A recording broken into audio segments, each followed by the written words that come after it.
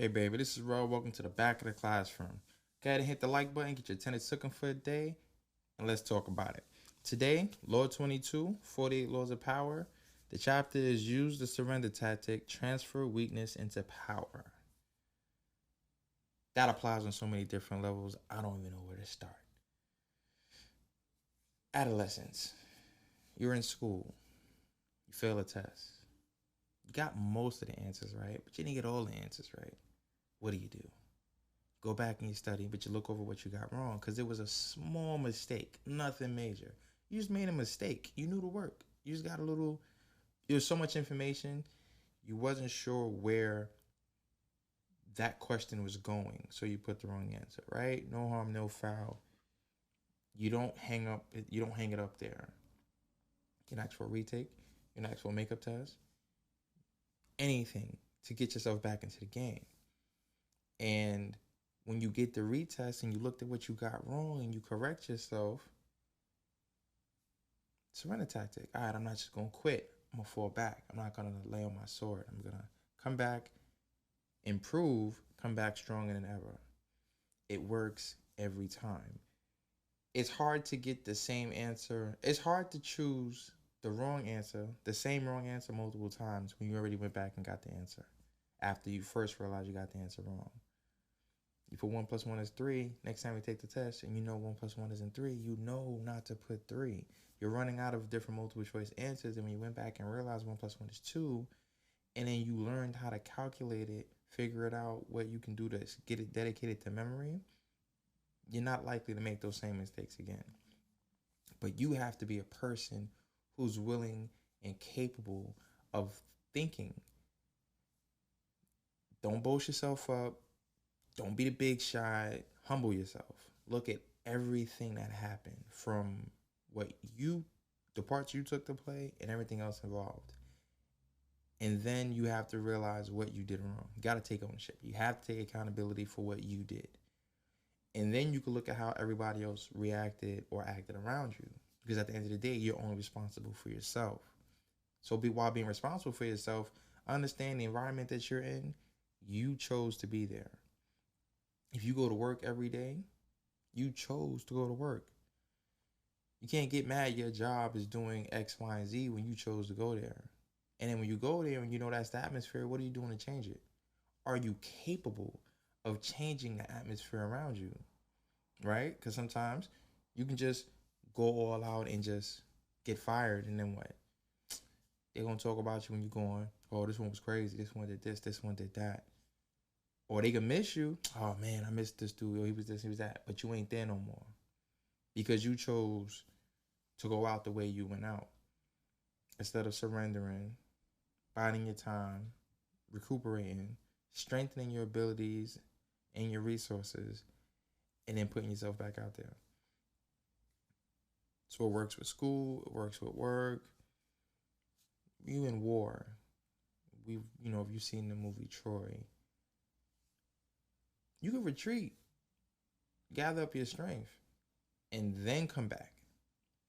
These dudes was losing terribly, and they sent the Trojan horse through the gates. But they had to put on that retreat. Otherwise, they was gonna keep going back and forth. They wouldn't have had time to build the ship or build the Trojan horse. They wouldn't have time for none of that. They had got slaughtered. But they bided their time. They allowed themselves to recuperate, and they did what was in their best interest to get what they wanted. And you can do the same thing. You just have to learn to apply these methods and these laws to your everyday life, right? And then let's say you really want something and the person that you're going against is stopping you.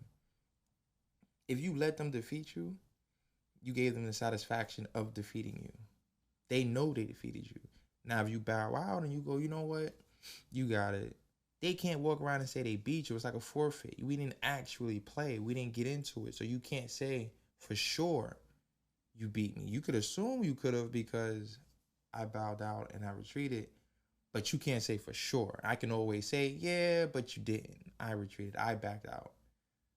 And then when you get strong enough and you're wise enough, you're smart enough, and you figure everything you need to figure out, then you can get back to it and then you can get into it and take it exactly where you want to take it and be successful.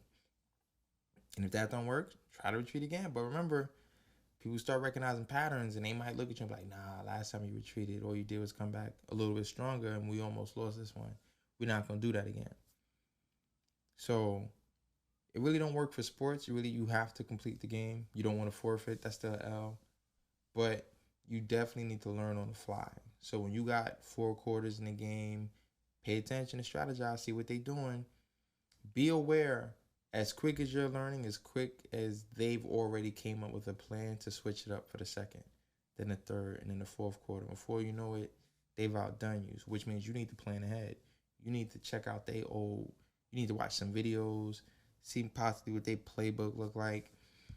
You got to do your homework because no one's going to take pity on you for you being a failure or for you losing. Maybe somebody might feel, like you and tell it's okay, but you failed. You did measure up. You didn't understand the assignment. Your job was to go out there and win, and you didn't win.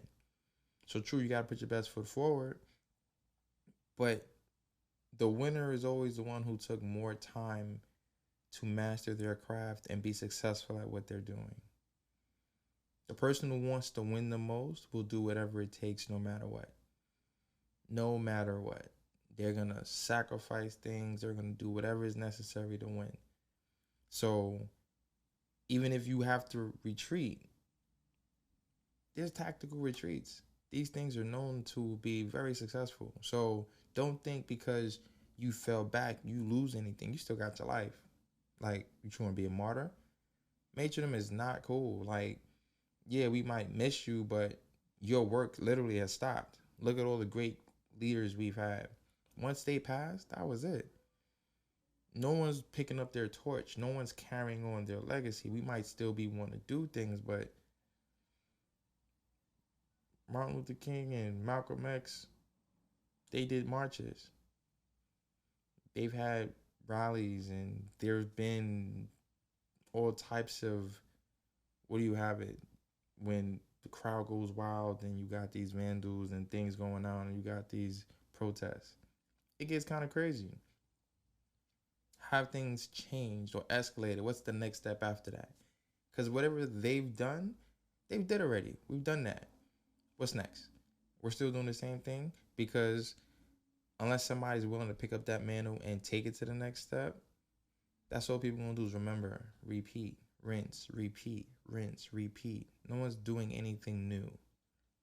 So if you could think of yourself as a revolutionary person and you have those ideals, you don't want to bow out too soon, or you don't want to be gone. We still need you here. We still need you to take us to the next level, or at least take yourself to the next level and let people see you and follow. Don't quit too soon. Be effective. And then part of being effective is bowing down and, doing a tactical retreat, then do that. But at least you're still here. You can still be effective. You can still make a difference versus not being here and then people just remembering you for what you did. Rinse, repeat, rinse, repeat.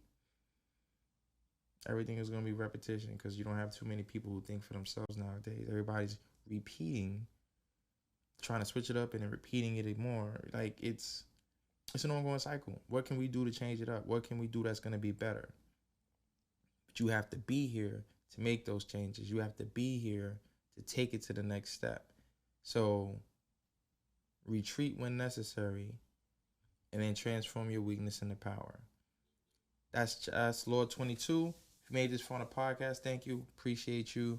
Check out Rails Locker. It's still open. Online store. It supports this brand. It supports this platform. I thank you. I appreciate you. Have a good one. Peace.